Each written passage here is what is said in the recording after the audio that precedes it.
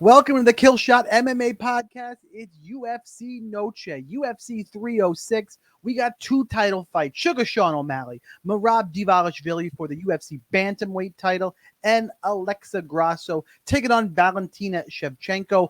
3, the trilogy fight for the UFC flyweight title. What's going on, everybody? I'm Sniper. That's Monk. We're going to break down just 10 fights from the Sphere for UFC 306. Going to really focus on DraftKings. We'll throw in some betting advice, break down the fights, have a good time. Do me a favor, wherever you're watching, hit the like button, especially over on YouTube. Tons of discounts and promos. Join DFS Army Optimizer. I throw this stuff at you guys every week, and maybe there's a few new people with UFC 306. I'll just say the deals are great, especially for how much stuff in the industry is costing. It costs in general. Our price point is competitive. The tools are great. Come check it out. Give it a try. Tons of promos. That's all I'll leave you with for the promo this week because we got 10 pretty good fights to break down. Yeah, there's only 10 fights on this card. Personally, Monk, I think there's only one DFS stinker. So we have a lot of options opened up here, a lot of money on the table in DraftKings. First of all, how you doing? And are you looking forward to the Sphere? Doing great, and sorry to be behind the seat. Your mic is pointed like straight up. I don't know if that's on, or it looks like it is anyways. At the beginning, you were a little quiet, but now you seem fantastic, which is exactly how I'm feeling about the UFC Noche / Riyadh season. Absolutely love it. Like you said, Dana White, call it whatever the fuck you want. I really don't care. Yeah, no kid. Yeah, and I will attempt to say it non-ironically. So yeah, there's only one. Fuck that. There's only one really, like you said, kind of stinker, maybe possibly two, but I don't even think there's that many. I'm really looking forward to it. We'll try to get a little different this week because there's going to be a lot of dupes in the GPP tournaments, and we'll try to get you different for cash too. So I'm excited to get into it. All right, guys, let's do it. Let me pull up our fight. By the way, I think going to fight odds last week really worked for us. We're going to stick with this format. Drop a comment with what you think doing this, and we're going to go as we have been doing, bottom up. We're going to start with Raul Rosas Jr. taking on Aori Long. I guess on fight odds it's Chilong Aori, but it's mostly Aori Long is how I know how to say it. So that's what I'm going to stick with here. We're starting with the most expensive fighter on the card. Raul Rosas Jr. is 9,700 on DK. Aori Long is 6,500. You see, we got our odds right here. Rosas Jr. is now at minus 800. The comeback for Aori Long is plus 550. Pull up our prop bet so you can see minus 550. Fight ends inside the distance. Yes, he's super expensive, but Monk, I think it's a guy you have to target in Rosas. I'll get to the technical breakdown, but what are the stats telling us? Yeah, you likely do. I mean, this is coming 1 week off of me begging everyone to get Isaac Dolgarian in their lineup because of who he was fighting. And I didn't even look at the optimal, but he scored like 126 points, 125. So he 12.6x. It definitely paid off. And this week we have no 9,900. I think, and as long as you played all the Chris Padilla, like somebody was telling everybody to do, you had plenty of room for that. That was fantastic. I had a good week. That was as soon as he hit that elbow, we're like, yes. I was like, stop the fucking fight. It blew up so fast. Remember when Donald Cerrone blew his nose and his eye fucking blew up? It was faster than that. I saw the picture after he broke his orbital in like 3 or 4 places. Like it was a nasty elbow. Taco said he heard it smush, or he felt it smush. As much as I, obviously was on Padilla, and we'll get to this fight in 1 second. I was a little surprised that 2 of the 3 judges actually did give Padilla round 1. I thought he lost a close round 1, but we were actually up on two judges' scorecards, which was nice.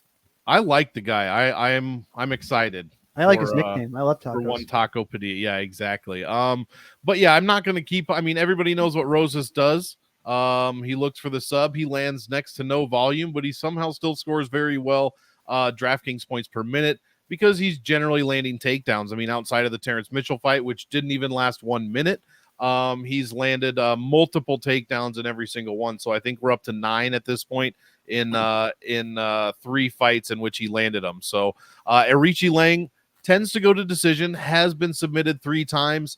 That's my only worry here. Aori Lang is not Brendan Marat, which is ironically what I started calling him not Marat last week. So we should keep that going. But yeah, Arichi Lang is much tougher, a much better all-around fighter, and I am nervous if Rosas is going to find the submission early, which is what you're going to need to pay off the salary. Generally, for a submission guy, they don't score well. He does 106, 132, 111. So get him in your lineup. I'm personally not going as hard as I did on Isaac Dolgarian, which was as much as I could get in to my lineups. That's what I did. Raul Rosas, I'll be pretty good on though. Arichi Lang, I guess a little bit of a punt, but this is a Rosas fight. Time to shine. Wee wees, everyone. I can't believe I waited that long to say that. Look, the UFC is trying to get their little star a win here with his giant head. But look, Arichi Long was taken down 3 times by Jay Perrin. He was knocked out by Ayman Zahabi, taken down 4 times by Johnny Munoz. Like, look, he's got takedown issues. And what does Rosas decision in those fights? He just wants to grapple. And Rosas is a better grappler than those guys. He'll get the takedown. He'll secure position. He'll probably get a submission. Even if the finish comes in round 2, if he's gotten a takedown in both rounds, some control time, he'll still get there. Yes, he's expensive, but look, there's plenty of volatile fights on this card.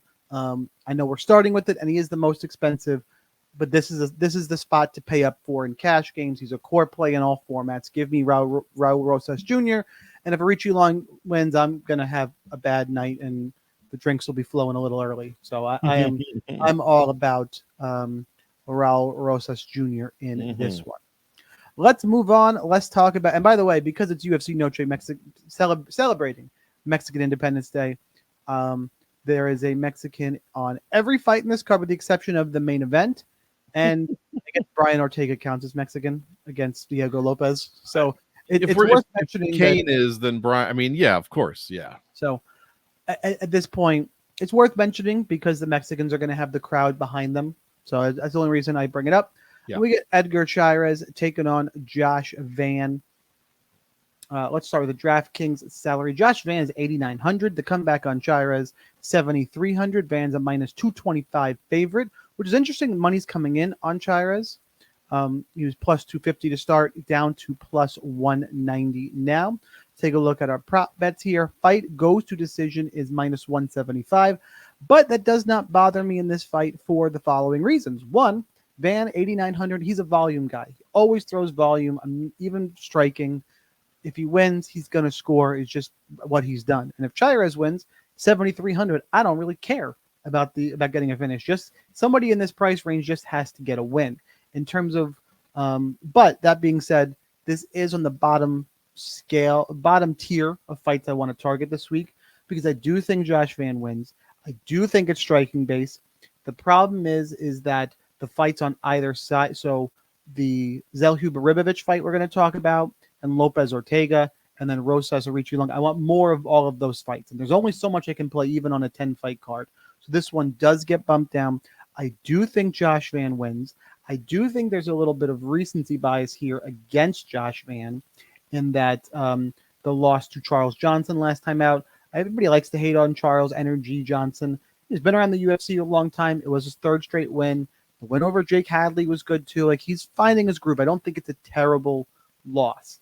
Granted, Van's wins are Felipe Bunez, Kevin Borjas, Zhalgas Zhamagulov. So the quality competition is you go, all right, I'm not 100% sold.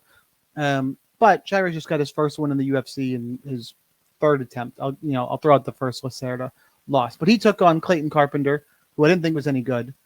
And then Tatsuro Taira is a monster. So it's a weird one. So I'm picking Van because my eyes tell me I think he's better. The volume, I think he'll hold up. But Chairez is one of the secondary dogs I'm mixing in. You'll see the 2 or 3 the primary targets. He's that next level down. He is not a fade. He is live in this fight. Especially Van, when he wins fights, he tends to give away the first fucking round. So it's dangerous. So there are 2 favorites on this card that I'm picking that I'm still skeptical and will probably be playing a healthy amount of the underdog. So the pick is Van. Chairez, though, is my preferred play in a fight that I don't love regardless. Monk, what do you have for this one for DraftKings? Yeah, I pretty much agree on the pick, at least. I I will have a little bit of Chairez. Obviously, I think he's fine as an underdog. I don't know. He allowed 4 strikes a minute to Tatsuro Taira back in 2023, which seems kind of like a lot. I'd have to look at the stats on Taira, but yeah, I'd have to take a look at that. But it's nowhere near Joshua Van's volume, like you said. I mean, 6.5, and that was in his loss against Johnson, is what he landed per minute. 8.7 against Bunez, over 10 against Borjas, and exactly 8 against Jalgas. You did mention about his quality of competition. I think Edgar Chairez is probably right there. Maybe a little bit better, obviously, than a couple of those guys I named, but I don't think he's as good as Charles Johnson. And I think Joshua Van is really going to be looking to get back in the win column. He's going to come in fast, furious, and hopefully with a little bit better cardio because he kind of died there in the third. But yeah, I'm looking for extremely high volume. And you said it perfectly, man. Whoever wins is probably going to score well enough to make the optimal lineup. And there's only 3 9K fighters this week. And if you don't want to get Rosas in your lineup because you don't want to split the pot with 5,000 people, Joshua Van could lead things off at 8,900. You could build yourself a nice little lineup there just to get a little bit different. So I'll play some of Chairez at the low end, but I like Van here to rebound off that L. All right. Ooh, fight that just jumped on me. Don't disagree there. Let's move on and let's talk Yasmin Jauregui taking on Ketlin Souza. Line on this fight: Jauregui is minus 455. Souza is plus 355. Your DraftKings salary: Jauregui, the second most expensive fighter on the card, 9,200. Ketlin Souza is 7,000. Your fight ends inside the fight goes to decision, I should say, is minus 250. This is the stinker I was alluding to. Monk, I'm going to go first back-to-back fights because, for the most part, fuck this fight for DraftKings. I think Jauregui is better. I think they're going to stand and strike. I don't see a ton of interest for DraftKings for this one. Jauregui not landed a UFC takedown in the UFC, 3-1. Does have multiple knockdowns. It's got some power. Ketlin Souza, on the other hand, was taken down twice by Marnik Man. Yeah, she won that fight, but it was a competitive fight against Marnik Man, and that's all I'm really going to say. Jauregui wins. Don't think it scores well. Not much interest. Mostly a pass. I will, oddly enough, GPPs, you have to go Jauregui in case Souza's a total turd, right? I will say in cash games, with that fight goes to decision line, Souza is the obvious cash game punt. Probably going to be pretty chalky. It's going to be, well, she's the obvious cash play under the $8,100 mark, except we have 2 5-round dogs. So in a normal week, she would be chalk. People are going to want to play Marab and stack the co-main, which we're going to talk about. Don't disagree with those moves. What's interesting is then, do you need Souza to pay up? What do you do? Souza get lost? You go in the mid-range. As you start building lineups, it's something to consider. I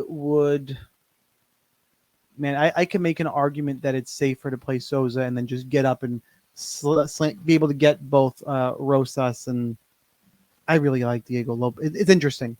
So if your lineup needs help and you need to get some salary savings from the main or co-main event dog, and you want to be a little different and you understand that risk, Souza is the next best cash game punt on the board. But Jauregui's the pick. What do you got? Yeah, I'm playing Jauregui and GPPs for sure. Ketlin Souza, I mean, she almost lost to Marnik Man, who I think Santino described her as a human punching bag or a human heavy bag. Like, landed 5.5 strikes a minute on her, basically, a takedown, control time, and just somehow unimpressive. And somehow I wouldn't have been surprised if it was a split decision or if she even, according to the stats anyway, about losing that fight. But Jauregui does worry me as far as DraftKings goes. She has a 129-point win, and she still averages just 87 DraftKings points per win over 3 wins because the other two are less than 70 points. The other thing that I will bring up about Jauregui and why you should play her a little bit more than the average, Souza has 4 losses, and all 4 of them rather are finishes, 2 KOs, 2 by sub, and Jauregui is has 7 KO wins on her record. So I do like that for Jauregui, and for that reason I'll be a little bit higher on her than maybe some other people, but I'm not going to go crazy with it. And I don't think that you need Souza. I'd rather pay up $200 and get risky with it and get Ribovics in there, which we'll talk about. Ooh, But not yeah, for cash games. For cash games, you got to build a floor. My opinion. Is there even gonna is there in her one? I mean, she's been finished in every loss that she has. Her one UFC loss didn't even take 2 minutes. And Jauregui's put people out before. I don't think she goes to decision, to be honest. So yeah, I like so then a little bit more. You need to make that bet then, because basically the way you just talked about the fight, and I think I disagree a little bit, but that's fine. Your number is this plus 195 fight inside the distance. Oh no. My number is under 2.5 at plus 215. All right, give me that go. 20 cents. Take that 20 cents, or if you're on Bet US, you get plus 220, plus 222 on Cloud Bet. So yeah, I mean, the way Monk's talking about the fight, you might want to give that a look. I just don't trust Souza at all. You look like that against Mark McMahon. Get the fuck out of here. Get the fuck out of here. Every week I'm like, hey, these people that fight these trash fighters, and I'm saying this, they would all whoop my ass. All right, so just I'm if they're trash, I'm like the molecules that drip off of garbage water. Okay, so I'm saying the good fighters that fight these trash fighters, they just don't. It happened last week with Murat. Shouldn't have been in there. Minus 3,000, looked every bit of it. Same thing could happen with Souza here. Let's move on to maybe the fight outside. Honestly, this is going to be. This might sound weird to people. This is probably all right. I was going to get hyperbolic, but I won't. Do it. I was going to say outside of O'Malley and Dvalishvili, this is the fight I'm looking most forward to. This is an awesome fight. I have to say I can't do that because I love Diego Lopes. So outside of that, I'm more excited for Manuel Torres and Ignacio Bahamondes than I am for Grasso Shevchenko 3 by a healthy margin. But I don't want to shit on Ortega Lopes. We'll talk about later. Anyway, let's talk about Manuel Torres and Ignacio Bahamondes. It's a pick'em fight, minus 120 currently for Torres, plus 100 for Bahamondes. DraftKings salaries. It's the mid-range fight. It's super important. 8,200 for Torres, 8,000 for Bahamondes, and even more important, minus 350 to see it finish. Mid-range salaries, high volume, big action. Monk, who we targeting? I love Manuel Torres. I'm gonna have to make my picks and really ignore. I'm gonna have to erase the names and just look at numbers because my bias for Manuel Torres is too much. I'm not going to do anything to help you here. Then. It's fantastic. I mean, 114, 105, 102, all first round wins. What else do you want from a guy? And now he's taking a decent size step up. I don't think Ignacio's like a world beater, but I don't think he's terrible. I think he's extremely serviceable, and I think both guys are young and still getting better and better. So yeah, it's a decent step up for Torres here, and if he doesn't get it done in the first 2 minutes, we actually get to see what he looks like maybe outside of the first round. This one's going to be a banger. What did you say the inside the distance was? Did you say like minus 350? Oh, okay. I had that. I was like, did he just say minus 350 to go the distance? Yeah, this one's great. Don't overthink it. Since we're talking DraftKings, ignore your bias and just play both sides. Personally, 82 and 8,000. I'm gonna have slightly more, probably a little bit more, Manuel Torres because I am picking him to win this fight. But you can't go wrong by playing either side. Get these guys in your GPP lineups. Probably not a cash fight. There's only 10 fights, so I understand. Me personally, I might be crazy and put Manuel in as a risky spot, but more of a GPP fight here. I think. Oops, sorry, right click. It definitely is a great GPP fight. Play both sides. It's not going to beat me, but I am also on the Manuel Torres side. GPP special. Both are good strikers. I think Torres is a little better. He also has some grappling upside. Should he choose to use it, he's going to be the one to do it. Bahamondes is fun. Like it's a slight lean, but because it's a lean in probably one of my favorite fights to target, it elevates Manuel Torres into like GPP core play. I would not touch this in cash. Love both sides. This fight is not going to beat me. I'm going to be higher exposed to Torres than Bahamondes and enjoy this one. It's kind of one of those that is, I mean, I'm giving you a pick. I think Torres is better, but I can cop out and say DraftKings GPP wise, just do the smart thing. If you want to, people going to hold my own feet to the fire. If I'm playing 150 right now, I'm probably playing like 50% Torres and 35% Bahamondes, maybe 55. Like, I love this fight. If I'm going 20 lineups, I'm probably all inning it, going like 14-6. And if you give me 3 lineups, I'm probably going 2-1. Like, I'm down with this fight.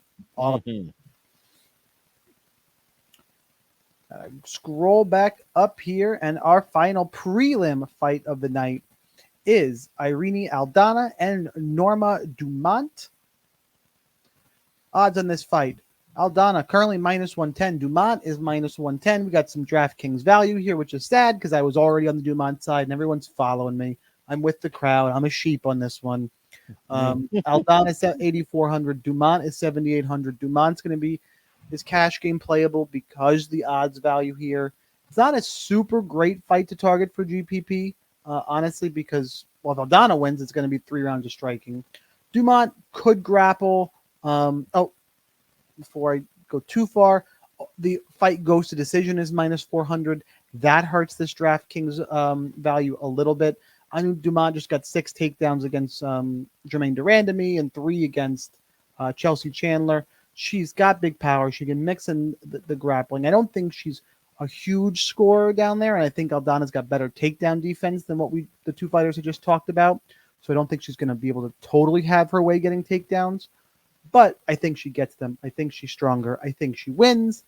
I just don't love the fight, but the fact that Dumont is a straight-up dog that I feel pretty good about in terms of DraftKings salary dog, 7,800, I'm going to be over the field at least. And check out the DFS Army ownership projections as you go to build those lineups. Monk, what do you got for this fight?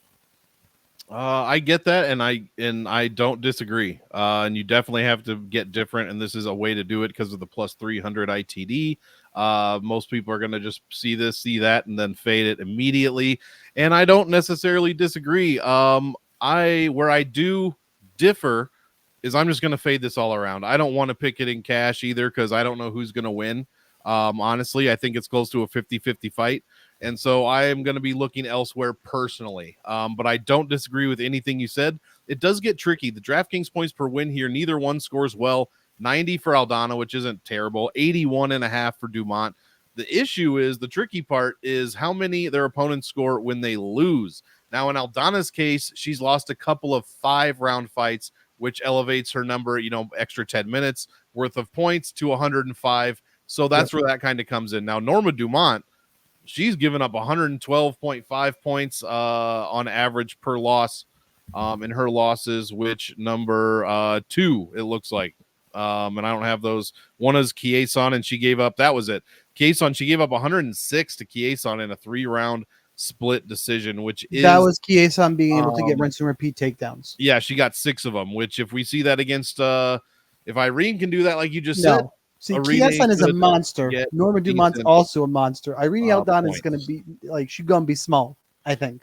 Could be. And yeah, then that's why that's the only reason I said it gets tricky. I'm looking to fade this one all around, but I get why you would play Dumont to get different. But then again, if everybody's all of a sudden on Dumont, is it going to be that different? Check out the ownerships on DFS Army.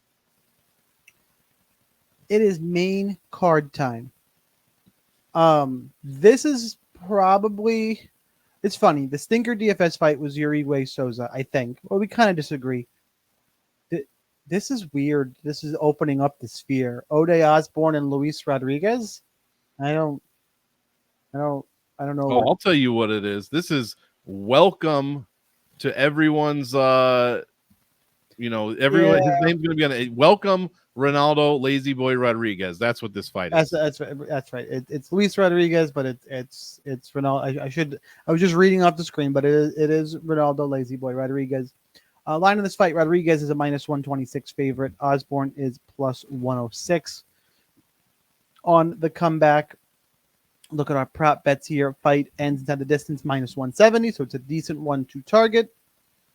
Your DraftKings salaries for this one: Rodriguez is 8,600. Ode is 7,600. Monk, what you got? I love this fight because of Ronaldo Rodriguez. 8,600. Get this dude in your GPPs. I'm personally don't have a problem playing him in cash either. Even if it is against even if it is against 9-fight vet Ode Osborne, 9 UFC fights. Also, his record is 4-5 in the UFC. We have a real Charles Jourdain situation. Also, Mr. Osborne has lost all 5 of his fights by finish. Only 1 did he lose in the second round. The other 4, he all lost in the very first round. Now he's fighting Ronaldo Rodriguez, who's making his debut or his second fight on the Noche card. Beat Dennis Bondar, did give up 4 takedowns, but still out-controlled Bondar. Landed 3 strikes a minute and ended up getting the finish there. Subbed him, no knockdowns or anything, still ended up with 106. That's exactly what we're looking for at 8,600. I urge you all to go back and watch the Rodriguez fight against Rodriguez, Angel Rodriguez in Lux. I believe it was in 2023. That's a fun-ass fight. This dude throws all kinds of shit, loves jiu-jitsu, gets his takedowns. He is extremely fun to watch. And what are they doing pairing him against Ode Osborne? I wonder. They want Osborne to get put on a fucking highlight reel. Get Rodriguez in your lineup at 8,600. I don't disagree too much. It's hard for me to really trust Rodriguez as like a core play with the level of competition being where it is. It all sets up well. Everything you're saying makes sense. Ode's not looked good recently. On the Rodriguez side, it's a decent exposure fight. It's not one I'm incredibly trusting of. It does smell like breakout spot. Look, it's a GPP fight and one that I'm going to have much more of Rodriguez than Ode Osborne. I'll simplify it there. I do think he is the better fighter. We gotta see it at this level, and that's what hopefully we do see on Saturday night. Let's talk Daniel Zellhuber and Esteban Ribovics. Zellhuber's minus 220. The comeback from Ribovics is plus 185. 9,000 for Zellhuber, 7,200 for Ribovics are the DraftKings salaries. This is one that I alluded to earlier. Actually, before I do that, fight goes to decision is minus 155. So we're not expecting to see a finish here, according to Vegas. This is the other one where my eyes tell me I think Zellhuber's better. I'm going to pick him, but I'm going to play more Ribovics because if Ribovics wins, he's going to get there. I also think he's the one more likely actually to get a finish. It's a close fight. I think the odds should be, I'm surprised. Like Vegas started this at minus 170 and it's up to minus 220. The public has bet up Zellhuber, and I'm a little surprised. I think like minus 150 made sense. Maybe even like I thought this fight was much closer. So while I'm taking Zellhuber and I still cap him to win, I think the value's on Ribovics. I think he's more likely to finish. This is one of those where if you're a DFS Army member and you're watching, first of all, good. Listen to the fight breakdowns. But if you're looking at the sheet and you just scan through everybody's picks and you don't actually read the notes or get some of the analysis, you're good. This is the type of fight where you're massively doing yourself a disservice. Pick is Zellhuber. Ribovics is still the better play in all formats for me. Monk, how about for you? This is very simple. If we're just talking DFS, I'll give you a pick first. I'm straight up picking the underdog. I'm picking Ribovics, probably because I'm biased because much like Torres, and hopefully Ronaldo Rodriguez after this weekend. I freaking love Esteban Ribovics. Maybe I got a thing for Latinos, I guess. I don't know. I'll have to look into that. This got weird. It got weird real quick. I had to say it. Everybody was saying I had to say it, but he looked great, obviously, against McKinney. Looked very good against Kamuela Kirk. It was a decently close fight, but he outstruck him 2-1, landed 2 takedowns, and won the decision there. I just don't trust Zellhuber, man. Much like when Izzy fights, full fade. Much like I gave last week, I said I fading Natalia Silva, full fade. Daniel Zellhuber is going to be my full fade this week. I think he's too expensive. He never pays off his salary. At least he hasn't yet. He has not 10x he did come close in the Giagos fight, but he didn't get there. What's different here, man? Ribovics is extremely tough. Zellhuber, clearly, his stats say that he's finished 10 of 15 pro fights, but he's sub Giagos. I don't think you're going to sub. Well, I'm not going to say I don't think you're going to sub Ribovics. Yeah, easy, buddy. Freaky things could happen, but I expect a decision. Vegas expects a decision, and if you're telling me it's going all 15, I'm not playing any Zellhuber. So give me Ribovics, and I'm going for the dog here and the guy that actually does something for DraftKings. All right, let's move on. Let's talk about, I think, the people's. The O'Malley and Dvalishvili are still the people's main event. I just love this fight. I want to talk up this fight. Brian Ortega, Diego Lopes. They were going to have this fight, got called off. They rebook it here. Lopes is minus 172. Ortega's plus 147.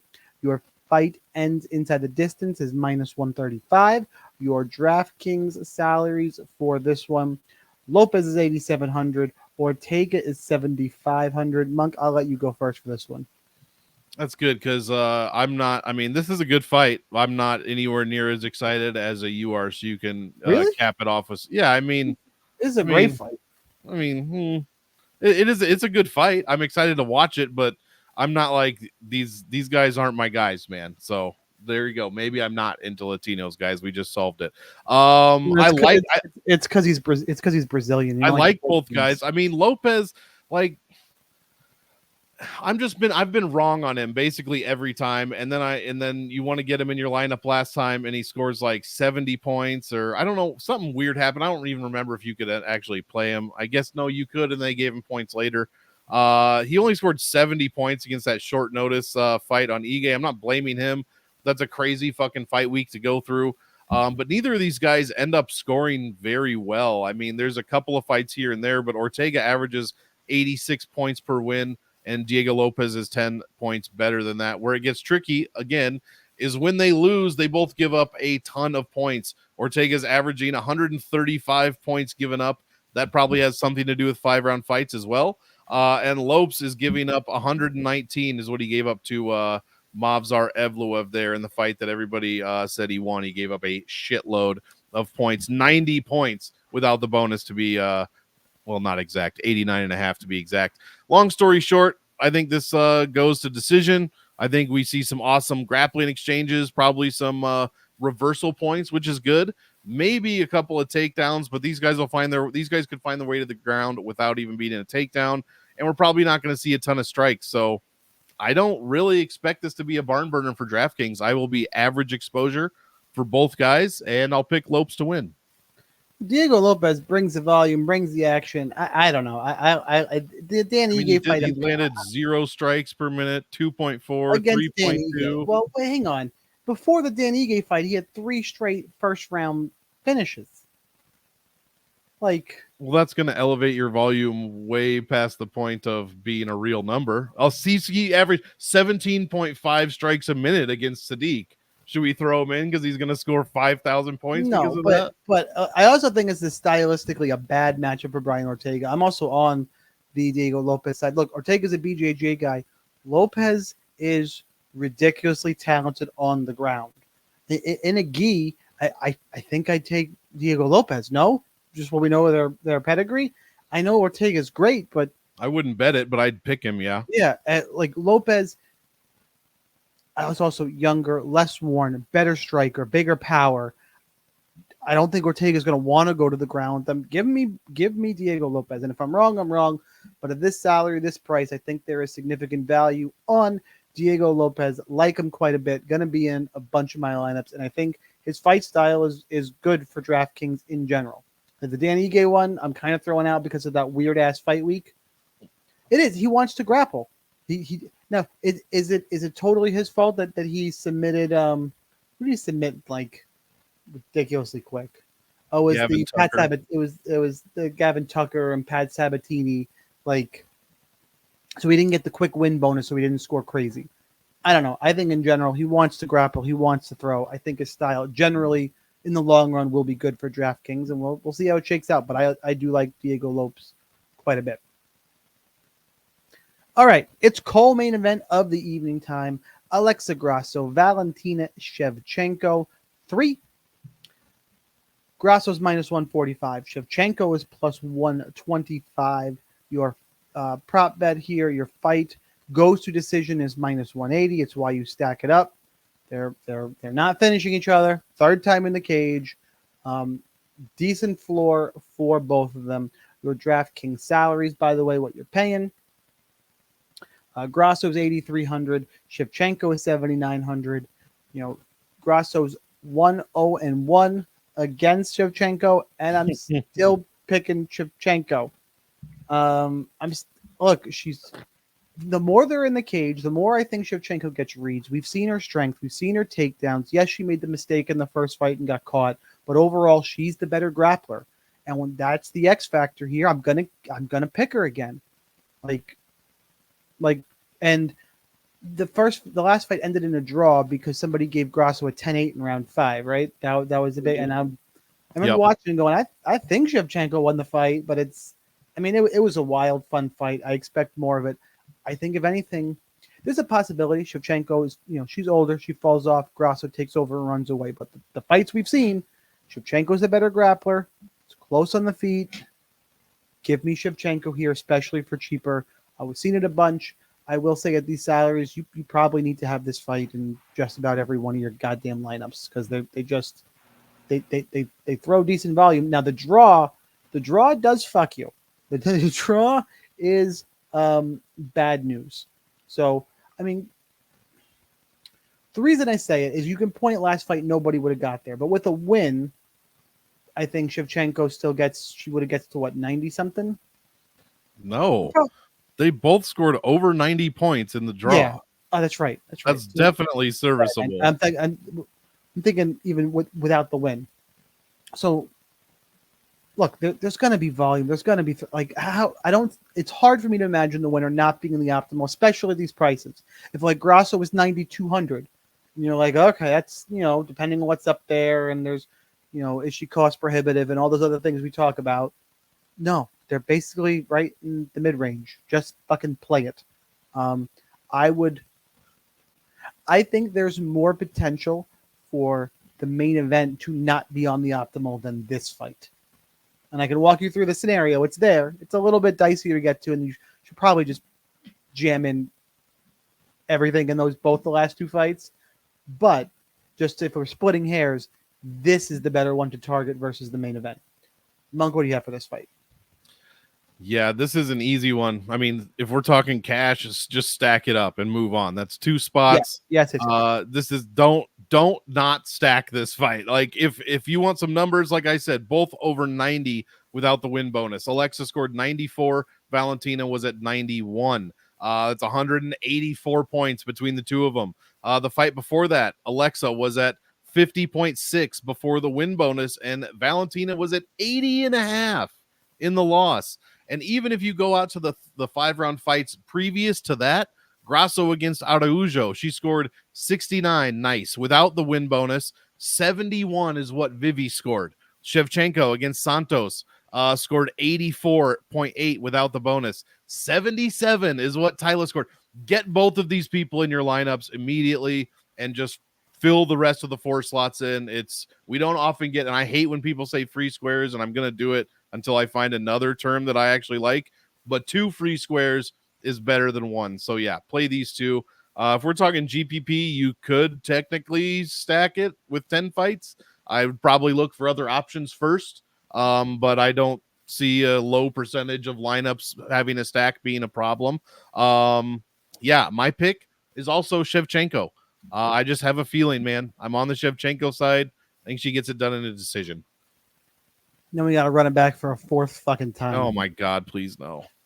They're going to. Yeah. 100% they're going to. Well, there's a precedent to do so. All right, let's talk about the main event. We got Sugar Sean O'Malley and Merab Dvalishvili. O'Malley's the favorite, minus 135. Dvalishvili's comeback is plus 115. Your DraftKings salary, O'Malley is 8,500. Dvalishvili is 7,700. O'Malley, the sniping striker. Dvalishvili, the relentless grappler that everybody loves for DFS because he scores. And I love Dvalishvili. I love Merab. I've had my question marks about O'Malley. And I'm on the O'Malley side. I don't really know how I landed here. My knee-jerk reaction was, yeah, Merab. I think O'Malley's got better takedown defense than people think, and it's getting better. He can grapple. We've seen him in those grappling tournaments, and you've seen the video and all that shit. But look, what Aljamain Sterling wanted to do. He couldn't do it. He got knocked the fuck out, right? We know Petr Yan did get 6 takedowns. He could not hold down Sean O'Malley. And Merab, for all his takedowns, he also can't hold guys fucking down. And that's really a problem here, especially with this new kind of era in MMA judging where grappling don't count for much. You better be doing damage. How much damage is Merab really going to be doing in this fight? I have a really hard time seeing him doing enough damage to win 3 rounds on 3 judges' scorecards. He doesn't fight that way.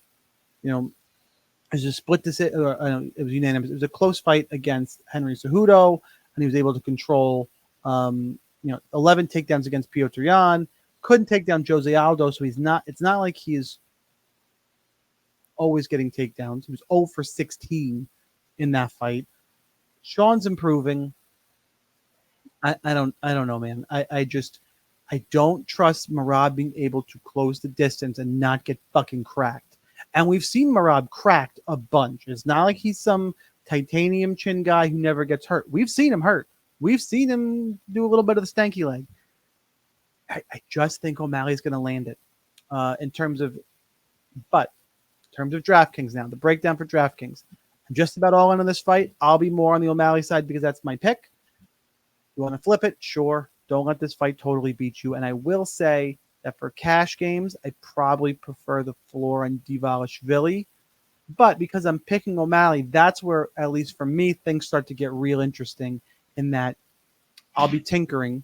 And like, okay, if I don't play Dvalishvili and I go down to, I go down to a Chairez or a Ketlin Souza, am I making up enough in that? Is that getting me Raul Rosas more comfortably in another 9K fight? Like, am I getting higher up by not playing Merab?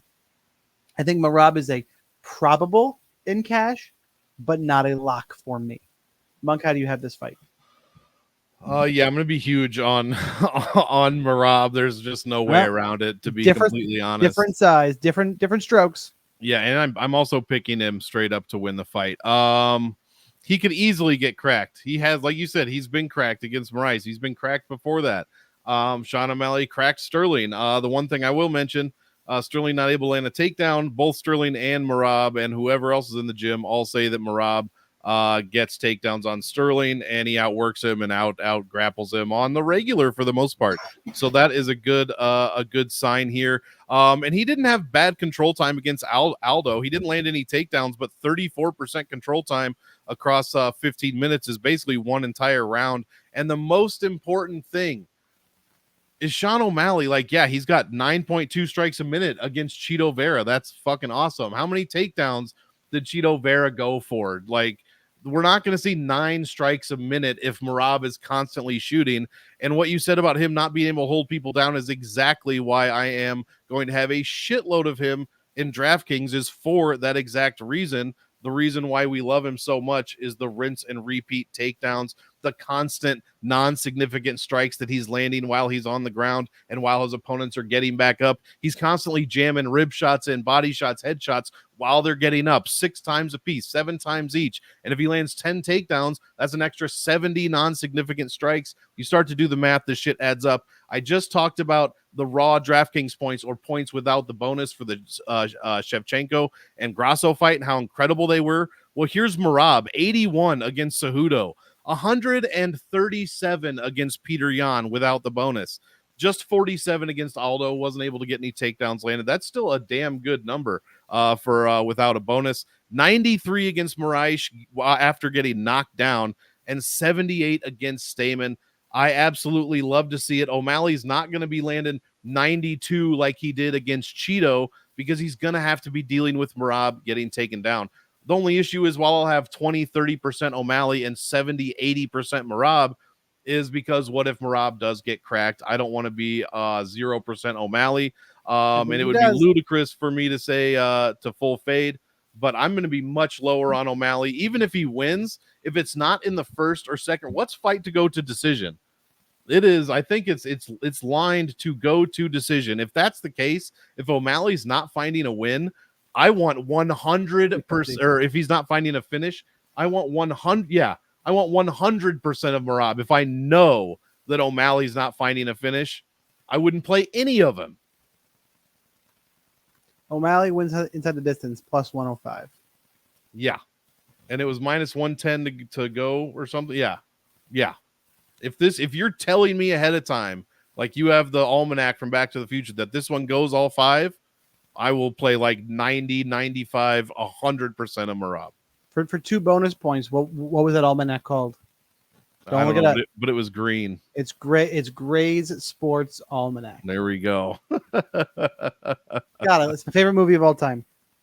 That's awesome. Anyway, that's what we got. 10 fights for UFC 306, UFC Noche. Disagree in the main event, but you got some DraftKings strategies to glean from based on what your picks are. What we're going to do now is the kill shot. It's what the podcast is named for.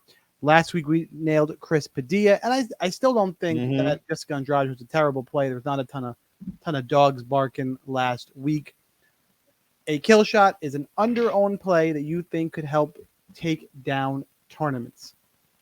So typically the chalk, like Marab, not going to count. Not a kill shot. Pre-episode, I was ready to slam in on Norma Dumont.